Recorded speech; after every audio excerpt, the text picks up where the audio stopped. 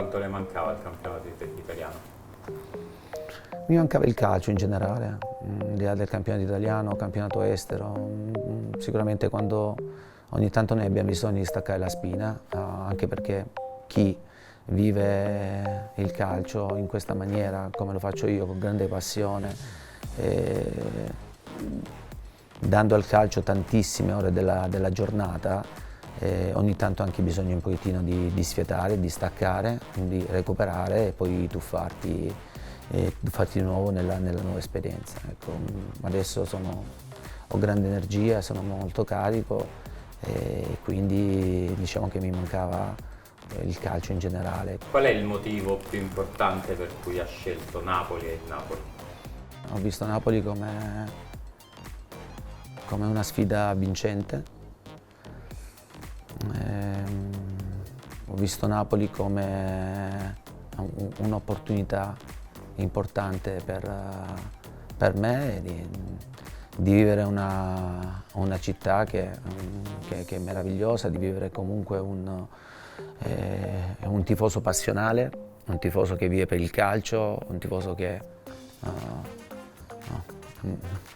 si alza con il calcio in testa e va a dormire con il calcio in testa, quindi è sicuramente una sfida molto molto difficile, questo è fuori dubbio, però penso anche di essere nel pieno anche della mia maturità per affrontare questa sfida, perché comunque ci vuole tanta energia, ci vuole tanta forza, tanto voglia, tanto entusiasmo, perché ripeto, comunque Napoli è una bellissima piazza, è una piazza molto esigente.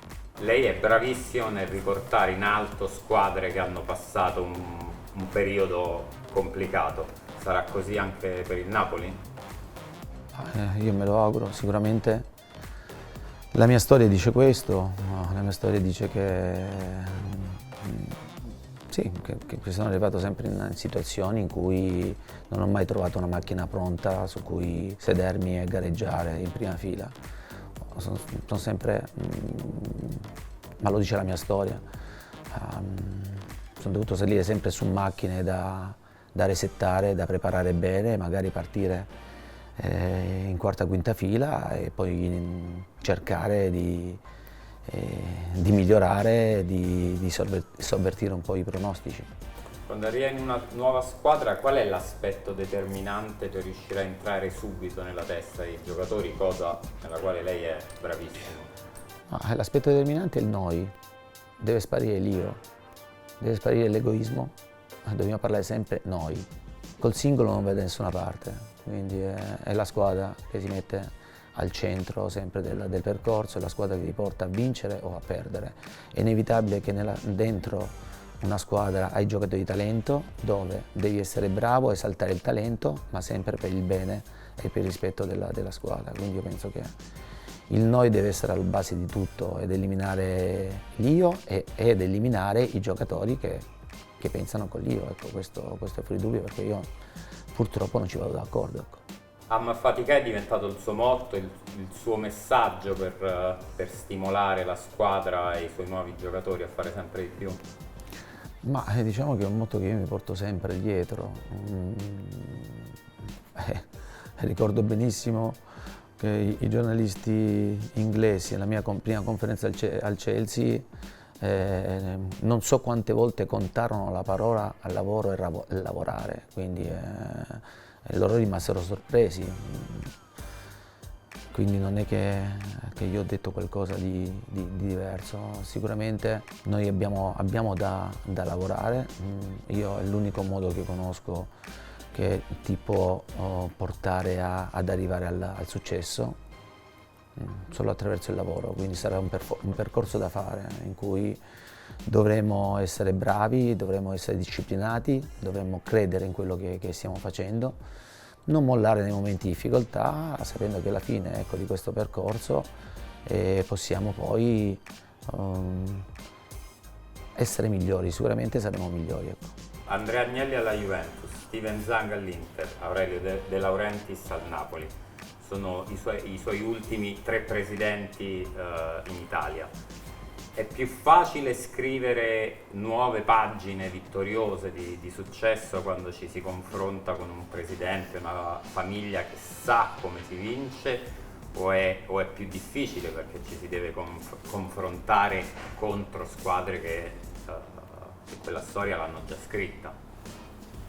Ma sai, la storia penso che sia importante in generale, perché a volte la storia può essere così, ci può essere un po' di polvere sopra, però se inizi poi a pulire quella polvere, la storia emerge e ti può dare una grossa mano. Sicuramente ho avuto il piacere di avere due presidenti molto giovani che non avevano mai vinto e che hanno vinto con me, quindi abbiamo vinto insieme, abbiamo scritto la storia insieme. Mi riferisco ad Andrea Agnelli e a Zhang. Il presidente De Laurentiis ha vinto uno scudetto 2 anni fa. Come per tutte le esperienze precedenti cercherò di mettere a disposizione la mia esperienza, la mia passione, la mia competenza per cercare di aiutare quanto più possibile a fare bene. Poi sapete benissimo che ne vince una sola. Le altre competono, ecco, per la vittoria. Questo non significa, ecco, che chi non vince non possa aver fatto o costruito qualcosa di buono anche per il futuro. Nella scorsa stagione il Napoli ha subito 55 gol. Per tornare a essere solidi come le squadre di Conte ci hanno sempre abituato ad essere, più importante l'arrivo dei singoli, come nel caso di Buongiorno, o il lavoro sui meccanismi collettivi? Guarda, sul discorso delle squadre solide mie, cioè, non penso, ecco, che sia esclusivamente un mio discorso. Basti pensare, l'Inter l'anno scorso ha vinto lo scudetto e aveva la miglior difesa, quindi difficilmente chi vince qualcosa di importante non concede tanto, ecco, quindi sicuramente poi devi avere la prima o la seconda il secondo miglior attacco se vuoi vincere qualcosa di importante, quindi non conta solamente un aspetto, bisogna essere molto bilanciati, molto equilibrati, non puoi essere la 10ª, 11ª in classifica di campionato e magari essere a livello di gol concessi ed essere la prima a livello di gol fatti, perché non c'è un equilibrio e sicuramente non vincerai niente. Quindi è molto importante formare delle squadre che abbiano voglia di attaccare, che facciano un gioco di attacco al tempo stesso, che siano equilibrate e che non concedano tanto. Come vorrebbe che venisse ricordato tra qualche anno il Napoli di Antonio Conte?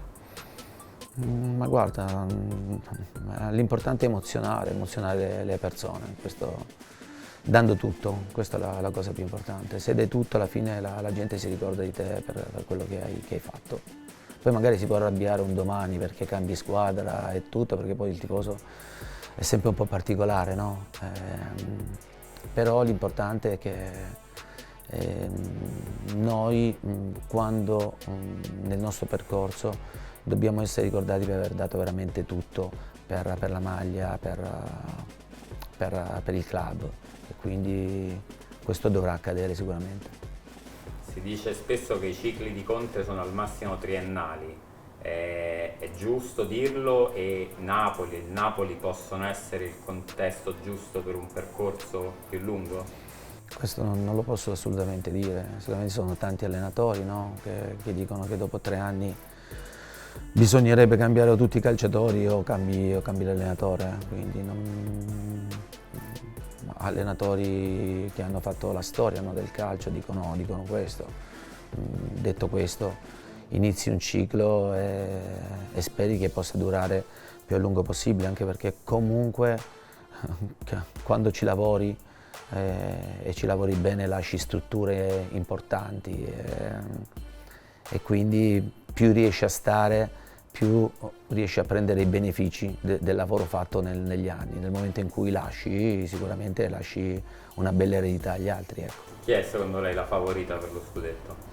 Non mi interessa chi è la favorita dello scudetto, né ho voglia di fare delle griglie, assolutamente. Non mi interessa assolutamente, io sono molto concentrato su di noi, sul fatto che comunque noi stiamo cercando di ricostruire qualcosa di importante qui a Napoli e quindi non entro nei discorsi di griglie e non griglie, di chi è favorito o non è favorito, ma ripeto, noi dobbiamo parlare poco e fare tanti fatti, quindi i fatti si fanno sul campo durante la settimana, ogni giorno venendo qui a Castelvolturno e dando il massimo.